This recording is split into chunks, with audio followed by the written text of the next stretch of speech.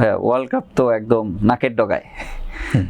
এই আপনার point of view থেকে এবার ওয়ার্ল্ড কাপে আপনি কাদেরকে আসলে ফেভারিট মনে করছেন, কোন টিমগুলোকে? ওয়ার্ল্ড কাপ যখন শুরু হয় তখন কিন্তু অল্প কয়েকটা দেশকে আমরা আসলে ফেভারিট ভাবি এবং ওর ভিতর থেকেই কিন্তু চ্যাম্পিয়ন হয়, যদি বেশি রকম কোনো দুর্ঘটনা না ঘটে, এবং সেটা খুব কম ঘটেছে। দুর্ঘটনা ঘটলেও আসলে সেমিফাইনাল, কোয়ার্টার ফাইনাল এর আগে আসলে হয় না। ফেভারিট যে দলগুলি তার ভিতর থেকে যদি আপনি দেখেন, ওয়ার্ল্ড কাপ 1930 সাল থেকে শুরু হয়েছে, তারপর থেকে যারা ফেভারিট হিসেবে এসেছে তারপর থেকে তারাই চ্যাম্পিয়ন হয়েছে, বাইরে কিন্তু আসলে অঘটন খুব কম ঘটেছে। তো সেই জায়গা থেকে যদি আমাকে বলেন স্পেসিফিকভাবে, ওই যে কয়েকটা দল আমরা সবসময় বলি, like Argentina, Brazil, Spain, France, Portugal, England, Germany, Netherlands, এর বাইরে থেকে তো আসলে মানে ওয়ার্ল্ড কাপ জেতার মতো দল আমি দেখি না, টু বি অনেস্ট। হয়তো কেউ সেমিফাইনালে যেতে পারে বা ফাইনালও যেতে পারে বা কোয়ার্টার ফাইনালে যেতে পারে। লাস্ট মরক্কোর কথা যদি বলি, হ্যাঁ, পর্তুগালকে হারিয়ে তারা সেমিফাইনালে গিয়েছিল। তো যেটা হয় যে এই পর্যন্তই, বাট আমার কাছে মনে হয় যে দলগুলির নাম বলেছি তাদের ভিতর থেকে কেউ চ্যাম্পিয়ন হবে এবং এরাই ফেভারিট। তো আপনার এই ফেভারিট টিমগুলোর মধ্যে থেকে অনেকেই আসলে তাদের স্কোয়াড অলরেডি ঘোষণা করেছে। আমরা যদি একটু স্কোয়াড নিয়ে কথা বলতে চাই, ব্রাজিল যে টিমটা আসলে ঘোষণা করেছে, আপনার কি মনে হয় এই টিম দিয়ে আসলে ওয়ার্ল্ড কাপ মিশন হেক্সা কমপ্লিট করতে পারবে তারা? অফকোর্স ব্রাজিল যে স্কোয়াড নিয়ে ওয়ার্ল্ড কাপে আসুক না কেন, সবসময়ের জন্য তারা ওয়ার্ল্ড কাপ জিততেই আসে এবং তাদের নামের সাথে একটা ওই স্পিডটা আছে যে ভালো খেলে এবং 5 বারের বিশ্বকাপ চ্যাম্পিয়ন সব থেকে বেশি। তো সেই জায়গা থেকে ওয়ার্ল্ড কাপ স্কোয়াড যদি ঘোষণার সিস্টেমটা দেখেন, এটা পৃথিবীতে একমাত্র ব্রাজিলই করে। হ্যাঁ, যে তারা আসলে 700 সাংবাদিক সামনে রেখে, এটা কিন্তু তারা প্রত্যেক ওয়ার্ল্ড কাপের আগেই করে। তাদের কোচ ডিক্লেয়ার দেয় এবং তাদের ফ্যান্স, তাদের সাংবাদিক, তাদের ফ্যামিলি, যারা স্কোয়াডের প্লেয়ার, তারা কিন্তু সবসময় টিভি স্ক্রিনের সামনে ওয়েট করে। লাইভ প্রোগ্রামটা হয় এবং সেখান থেকে কিন্তু তারা প্লেয়ার অ্যানাউন্সমেন্ট করে, এবং কার্লো আনচেলত্তি কিন্তু সেটাই করেছে। এবং এবার ওয়ার্ল্ড কাপ স্কোয়াডটা যদি দেখেন, একটু ডিফারেন্ট হয়েছে এই কারণে, কারণ নেইমার থাকবে কি থাকবে না ওইটা নিয়ে কিন্তু সারা পৃথিবীতে একটা অন্যরকম আলোচনা ছিল। কারণ নেইমারের স্কোয়াডে থাকাটা নিয়ে কিন্তু কিছুটা সময় সংশয় ছিল, কারণ কার্লো আনচেলত্তি একটা সময় তার ইন্টারভিউতে বলেছে যে পুরো ফিট নেইমারকে না পেলে আমি হয়তো দলের স্কোয়াডে রাখতে পারবো না, এবং নেইমারকে রাখতে গিয়ে আমি অন্য একজন ভালো প্লেয়ারকে বাদ দিতে পারবো না, এরকম কিন্তু সে বেশ কয়েকবার ইন্টারভিউতে বলেছে। সুতরাং এবারের স্কোয়াডটা যখন সে ডিক্লেয়ার দেয়, তখন কিন্তু সবার মানে ওই জায়গাটাই ছিল, ফোকাস ছিল, এবং নেইমার দলে থাকবে কিনা। ফরচুনেট অবশ্যই নেইমার দলে রয়েছে, এবং আপনি যেটা বলেছেন যে এই দলটা নিয়ে ব্রাজিল কতদূর জিতে পারবে, চ্যাম্পিয়ন হতে পারবে কিনা, আমি বলবো যে চ্যাম্পিয়ন হওয়ার মতো দলই ব্রাজিল স্কোয়াডে রয়েছে। ব্রাজিল যে স্কোয়াড দিয়েছে সেখানে যদি আপনি দেখেন, মানে স্কোয়াডের মধ্যে আপনার কাছে মনে হয় ওদের মানে ব্রাজিলের স্ট্রং পার্টটা কোন জায়গাটা হয়েছে? অবশ্যই আপনার ওয়ার্ল্ড কাপ জিততে গেলে ম্যাচ উইনিং প্লেয়ার লাগে অনেক বেশি। হ্যাঁ, ম্যাচ উইনিং প্লেয়ার লাগে বেশি। Football is a team game. হ্যাঁ, এটা এখন আপনি 2 গোল দিয়ে 3 গোল খেয়ে গেলেন, হ্যাঁ, তো আপনি ম্যাচ জিততে পারবেন না। সো স্ট্রং পয়েন্ট আপনাকে প্রত্যেকটা ডিপার্টমেন্টেই লাগবে।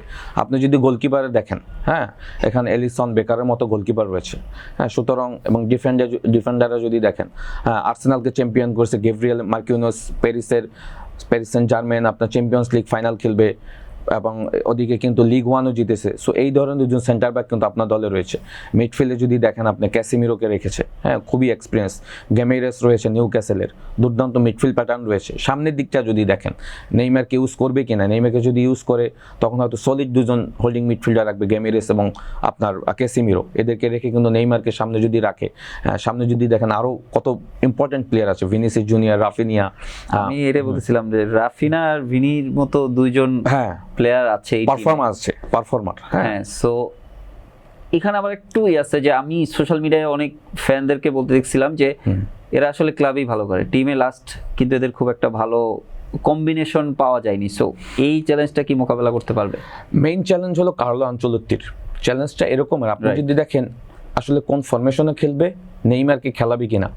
দেখেন এখানে কিন্তু একজন প্লেয়ারকে আমি স্পেশালি মিস করব। হ্যাঁ, আপনি যদি দেখেন তাদের স্কোয়াড থেকে চেলসির নেতো পেড্রোকে কিন্তু বাদ দিয়ে দিয়েছে। হ্যাঁ, বাদ দিয়ে দিয়েছে কারণ নেইমারকে রাখতে গিয়ে এই প্লেয়ারটাকে নিতে পারেনি। আপনি যদি দেখেন চেলসিতে তার কন্ট্রিবিউশন, হ্যাঁ, এবছর সে 27 গোল করেছে, লিগে 20 গোল, অন্যান্য টুর্নামেন্টে আরও 7 গোল। দুর্দান্ত প্লেয়ার। এবং লাস্ট কোন ম্যাচে আমি ম্যাচটা ভুলে গেছি, যে বাইসাইকেল যে একটা গোল করেছে, দুর্দান্ত, যদিও ম্যাচটা হেরেছে। সো এই ধরনের প্লেয়ারকেও কিন্তু আপনি বাদ দিয়েছেন। সো দেখতে হবে তো দলের স্ট্রং পয়েন্ট কিন্তু অনেক রয়েছে, এবং আপনি যেটা বলেছেন যে রাফিনিয়া, ভিনিসিয়াস জুনিয়র মতো প্লেয়ার সামনে রয়েছে, এবং ইগোর থিয়াগো তাদের মেইন স্ট্রাইকার, একে ইউজ করবেন কিনা।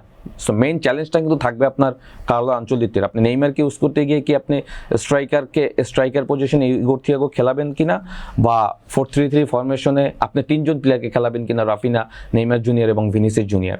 হ্যাঁ, তখন আপনি 3জন মিডফিল্ডে কাকে দিবেন। সো এইগুলি নিয়ে যদি টিম কম্বিনেশনটা যদি সাজাতে পারে, হ্যাঁ এখনও 2-3 সপ্তাহের মতো সময় রয়েছে, টিম কম্বিনেশনটা যদি অ্যাডাপ্ট করে ফেলতে ব্রাজিল দল দুর্দান্ত একটা স্কোয়াড হবে আমি বললাম। একটা মজার নিউজ পড়ছিলাম যে নেইমারের সাথে কোচের কথা হয়েছে যে তুমি যদি সোশ্যাল মিডিয়া বাদ দিয়ে ফুললি খেলায় ফোকাস থাকো, তোমার ফিট থাকার উপর বেস করে তুমি যতটুকু সময় খেলতে পারো ওইভাবে করে টিমে তাকে দেওয়া হবে। তাকে যে টিমে নেওয়া হয়েছে এটারও 3-4টা কন্টেন্ট সে সোশ্যাল মিডিয়া অলরেডি দিয়ে দিয়েছে। সো সে তো এখন সোশ্যাল মিডিয়ায় খুবই অ্যাক্টিভ। কি মনে হয় যে সে কি ওই জায়গা থেকে বের হয়ে তার প্রফেশনাল ফুটবলটা খেলতে পারবে? নেইমারের মেন্টাল স্ট্রেংথ কিন্তু সবার থেকে বেশি। ব্রাজিলিয়ানদের সে অনেক বড় বড় জায়গায় খেলেছে। মেন্টাল স্ট্রেংথ নিয়ে কিন্তু আমাদের কোনো কোশ্চেন থাকবে না। কোশ্চেন থাকবে নেইমারের একটা ব্যাপারে, সেটা হলো যে ফিটনেস তার আসলে কোন লেভেলে থাকবে, আর ইনজুরি কনসার্ন হলো সব থেকে বড় ব্যাপার। কারণ নেইমার লাস্ট, হ্যাঁ আপনি যদি দেখেন 2 বছরে 17 থেকে 18 বছর ইনজুরিতে পড়েছে। কখনো অ্যাঙ্কেল ইনজুরি, কখনো নিয়ের ইনজুরি, কখনো এসিএল ইনজুরি, অনেক ইনজুরি, বড় বড় ইনজুরিগুলো কিন্তু সে রিকভার করেও কিন্তু সে ওই মেন্টাল স্ট্রেংথ দেখেই কিন্তু ওয়ার্ল্ড কাপে স্কোয়াডে এসেছে। কারণ এই মেজর ইনজুরিগুলি রিকভার করে আবার ফুটবলে ব্যাক করতে পারে, হ্যাঁ সো সেইটা সে কিন্তু করে দেখিয়েছে। আপনি যদি লাস্ট ওয়ার্ল্ড কাপে ক্রোয়েশিয়ার ম্যাচটার কথা মনে থাকে, যেটাতে এক গোলে লিড নিয়েছিল, নেইমার কিন্তু কম্বিনেশন গোলটা নেইমার করেছিল, সুপার একটা গোল ছিল। ব্রাজিল দলের জন্য নেইমার কতটা ইম্পর্টেন্ট সেটা তো হিস্ট্রি বলে দেয়, বিকজ এই মুহূর্তে নেইমার কিন্তু ব্রাজিলের সর্বকালের মানে সব থেকে বেশি গোল করা প্লেয়ার, হাইয়েস্ট স্কোরার। হ্যাঁ, সো তার কন্ট্রিবিউশন নিয়ে তো কোনো কথা নেই। মেইন ফ্যাক্ট হলো কার্লো যেটা বলেছে, ইটস ভেরি ইম্পর্টেন্ট। টেকনিক্যাল জায়গা থেকে আপনাকে দেখতে হবে যে সে আসলে পুরো ফিট কিনা, হ্যাঁ এই স্কোয়াডের সাথে আসলে সে পুরোটা মানে অ্যাডাপ্ট করে খেলতে পারছে কিনা। এই দিকগুলি যদি সে মেনটেন করতে পারে, নেইমার হবে আমার মনে হয় যে ব্রাজিল দলের সব থেকে কি প্লেয়ার। কারণ আপনার ফিটনেস কিছুটা কম থাকলেও সেটা আপনি রিকভার করতে পারবেন ফুটবল ব্রেন দিয়া, বিকজ আপনি কিন্তু ব্রেনটা কাউকে দেননি। এইখানে একটা পয়েন্ট হচ্ছে, নেইমার যদি পারফর্ম ঠিক মতো নাও করতে পারে, তার 100% দিতে পারছে না, কিন্তু সে যদি মাঠে থাকে তাকে সামলানোর জন্য প্রতিপক্ষের 2-3 জন তাকে নিয়ে ব্যস্ত থাকবে। এইটা কিন্তু বড় একটা অ্যাডভান্টেজ ব্রাজিলের জন্য। অবশ্যই নেইমার, মেসি, রোনালদো, হ্যাঁ এদের জন্য তো 3-4 জন এমনি, কারণ এরা কিন্তু সারা ম্যাচে হয়তো 10 কিলোমিটার রান করবে না, হ্যাঁ বা 12 কিলোমিটার রান করবে না, বাট 2-3টা এমন ইম্পর্টেন্ট মুভমেন্ট করবে যেটা খেলা মোমেন্টটা চেঞ্জ করে দিবে। রাইট, হ্যাঁ কারণ লাস্ট ক্রোয়েশিয়ার ম্যাচে এক্সাম্পলটা আবার দিই, গোল হচ্ছিল না 1-2 করেই কিন্তু নেইমার গোল করে দিয়েছে, আপনার যদি মনে থাকে। সো নেইমার দ্যাট প্লেয়ার, যে কোনো সময় খেলা মোমেন্টামটা কিন্তু সে ঘুরিয়ে দিতে পারে, ওই ক্যাপাবিলিটি তার রয়েছে। এবং যেটা হয়েছে নট অনলি নেইমারের আশেপাশে প্লেয়ারদেরকেও আপনি দেখতে হবে, হ্যাঁ রাফিনিয়া, ভিনিসিয়াস জুনিয়র পিছন থেকে যদি এই নেইমার ছাড়াও কাকে আপনি মনে হচ্ছেন যে এরা গেম চেঞ্জার হতে পারে ব্রাজিলের জন্য? অবশ্যই রাফিনা, ভিনিসিয়াস জুনিয়র এই মুহূর্তে ওয়ার্ল্ড ফুটবলের সব থেকে ডমিনেটিং। রিয়াল মাদ্রিদ, বার্সেলোনাকে তারাই তো একদম টেনে নিয়ে আসে। স্পেশালি রাফিনার কথা যদি বলি, রাফিনা যদি ক্লিক করে তখন অপোনেন্ট যত স্ট্রং হোক না কেন, হ্যাঁ রাফিনার ম্যাচ ডেতে রাফিনাকে আপনি যদি ওর বেস্ট পারফর্ম করে ফেলতে পারে, ভিনিসিয়াস যদি তার বেস্ট, যদিও এখন পর্যন্ত ভিনিসিয়াস জুনিয়ররা কিন্তু ব্রাজিল দলে তেমন কোনো কন্ট্রিবিউশন করতে পারেনি, হ্যাঁ সো সেই জায়গা থেকে যদি এই ওয়ার্ল্ড কাপে যদি তারা ক্লিক করে ফেলে, এটা কিন্তু অপোনেন্টের জন্য খুব মানে আমি বলবো যে খুব ভয়ঙ্কর হবে। এবং সেই জায়গা থেকে তাদের স্কোয়াড ডেপথ অনেক স্ট্রং, এবং যেটা বললাম যে ডিফেন্স, মিডফিল্ড, অ্যাটাকিং থার্ড, এবং অ্যাট দ্য সেম টাইম তাদের reserve bench lot of quality player রয়েছে সেখানে। সুতরাং এবং আমি যেটা বললাম যে ইগোর থিয়াগো, হ্যাঁ যে স্ট্রাইকার, হ্যাঁ ব্রানফোর্ডের মানে সুপার পারফর্ম করছে এবং 20 গোল করে ফেলেছে আপনার ইংলিশ প্রিমিয়ার লিগের মতো জায়গায়। তো সেও কিন্তু এখন দুর্দান্ত ফর্মে রয়েছে। মার্টিনেলি, গাব্রিয়েল মার্টিনেলি ভুলে গেছি, কয়জনের নাম বলবো, সুপার মানে মার্টিনেলি আমি বলবো যে সুপার প্লেয়ার, হ্যাঁ সো এরা যদি আপনার ফ্লাশ করে ফেলে মানে তখন তো আসলে আমি যেটা বললাম যে এই স্কোয়াডটা কিন্তু ওয়ার্ল্ড কাপ উইন করার মতো স্কোয়াড।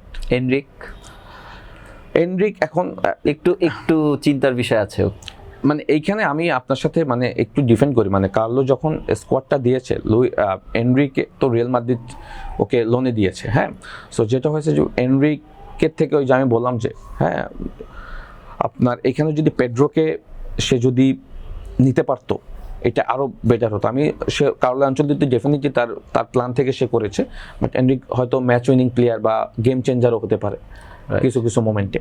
হ্যাঁ, সো ওই চিন্তা করে কিন্তু দলের স্কোয়াডে নিয়েছে। ওয়ার্ল্ড কাপ আসলে ডিফারেন্ট অনেক কিছু চিন্তা করে কিন্তু স্কোয়াড করা হয়, সত্যি কথা। এখানে আপনার পারফর্মার তো আছেই, তারপরেও কিন্তু কিছু কিছু মোমেন্টে ম্যাচ অনুযায়ী চিন্তা করে যে আমি এই সময় এই ম্যাচে খেলাবো, এই ম্যাচে নতুন একটা 11 নামাবো, এরকমই চিন্তা করে কিন্তু স্কোয়াড দেওয়া হয়। সো কার্লো আনচেলত্তি তো ডেফিনেটলি ওয়ার্ল্ড ফুটবল আমরা জানি তার নলেজ কত, কোচিং নলেজ, সেই জায়গা থেকে আমি বলবো যে সে কিন্তু অনেকগুলো চ্যাম্পিয়ন্স লিগ জিতেছে, লিগ জিতেছে, নিজে প্লেয়ার ছিল। সুতরাং সেই জায়গা থেকে আমি বলবো যে কার্লো আনচেলত্তি, মানে আমি বলবো যে যেটা বলি আমরা যে ব্রাজিল হেক্সা মিশন কমপ্লিট করতে পারবে কিনা, এটা হয়ে যেতে পারে। ব্রাজিলের জন্য ভাই এবার কিন্তু 2টা হেক্সা, মানে জিতলে মানে চ্যাম্পিয়ন হেক্সা, না হারলে হারার হেক্সা, রাইট, 6টা বিশ্বকাপ। হ্যাঁ, তারা তো মানে ব্রাজিল দর্শকরা অ্যাটলিস্ট ঠান্ডা মাথায় খেলাটা দেখতে পারে, কারণ টিমের স্ট্রেংথ যথেষ্ট ভালো আছে। এক্স্যাক্টলি। এবং কোনো দুর্বলতা কি আছে মনে হয়? কোন দুর্বলতা আছে আমার কাছে মনে হয় যে উইং ফুল ব্যাক যেখানে আছে, এখানে ড্যানিলো হয়তো স্টার্ট করবে, এক পাশে হয়তো আমি জানি না মানে কাকে দিয়ে স্টার্ট করাবে। একটা সময় কিন্তু আপনি জানেন যে ব্রাজিল দলের যারা ফুল ব্যাক খেলতো, ড্যানি আলভেস, কাফু, মানে সুপার মার্সেলো, আপনার যদি মনে পড়ে থাকে। হ্যাঁ, সো এই ধরনের ফুলব্যাক কিন্তু এখন আসলে ব্রাজিল দলে নাই। সো ওই জায়গাটা আমার কাছে মনে হয়েছে যে কিছুটা অ্যাবসেন্স থাকতে পারে, বাট সেন্টার ব্যাক সলিড রয়েছে। সো ওই আমার কনসার্নের জায়গা হলো 2 উইং ব্যাক। হ্যাঁ, আমি পার্সোনালি ব্রাজিলের সাপোর্টার না, বাট ওই টাইমে ব্রাজিলের খেলাগুলো রাতে হোক দিনে হোক আমি ব্রাজিলের খেলা দেখতাম, অনেক সুন্দর খেলা। ব্রাজিলের ফ্যান হলেই যে ব্রাজিলের খেলা আপনি দেখবেন না, ব্রাজিল খেলা দেখতেই ভালো লাগে। হ্যাঁ, ভালো লাগে, রাইট। আমি কিন্তু আর্জেন্টিনার ফ্যান, বাট আমি কখনো ব্রাজিলকে অপছন্দ করি না। হ্যাঁ, বরং আমার খারাপ লাগে ব্রাজিল হেরে গেলে। আমিও ব্রাজিলকে অপছন্দ করি না, ব্রাজিলের কিছু ফ্যান নিয়ে অবজেকশন আছে, যাই হোক সেটা of the field, on the field Brazil আসলে কি করছে, আমাদের কি এন্টারটেইনমেন্ট করছে, কি গেম দিচ্ছে, সেটাই বড় ব্যাপার। দিন শেষে ফুটবলটা সুন্দর, রাইট। সো হোপফুলি ব্রাজিল এবারও ভালো কিছু করবে, ব্রাজিলের দর্শকরা সেই আশায় বুক বাঁধতে পারে। অবশ্যই স্কোয়াড সেটাই বলছে।